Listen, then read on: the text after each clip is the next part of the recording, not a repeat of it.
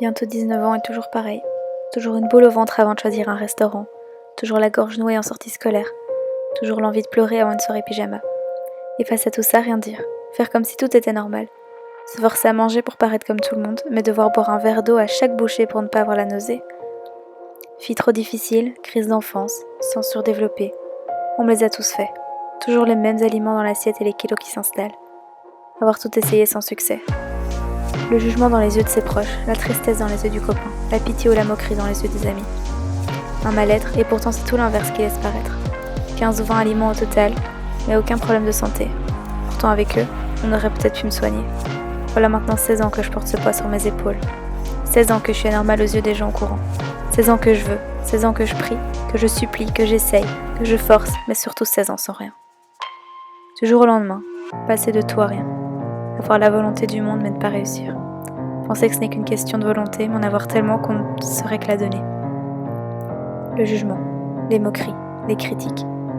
Contre la patience, la persévérance, le mal-être, la force, le courage, la dévotion et l'envie. Si peu de personnes comprennent cette envie. Ce n'est pas que de la volonté, c'est de la nausée, des crampes et des pleurs à chaque essai. C'est du forcing en vain. Ce sont des engueulades, des débats, des angoisses, des cris, des pleurs, des grèves de la faim. Ce sont des visites chez des tonnes de médecins mais qui apparemment n'y connaissent rien. C'est alors que vient le doute, la solitude, la certitude d'être difficile aux yeux des gens et parfois même de nous. La tristesse, la déception, le jugement font partie intégrante de la famille. Et la remise en question et le mal-être font partie de notre vie. Pouvoir rester des heures devant un petit pois sans jamais parvenir à le manger. Vouloir tout pour changer, mais ne rien trouver pour y arriver. Envier tout le monde contre personne qui nous envie. Se sentir seul au monde, incompris. Mais tu ne l'es pas, et je ne le suis pas. Ce trouble ne touche pas que toi, ne touche pas que moi. Ce n'est pas une honte, c'est une maladie, au même titre que l'anorexie ou la boulimie. Une maladie, ça se soigne. Mais il faut déjà savoir que c'en est une pour pouvoir la soigner. Alors oui, le trouble de l'alimentation sélective est une maladie.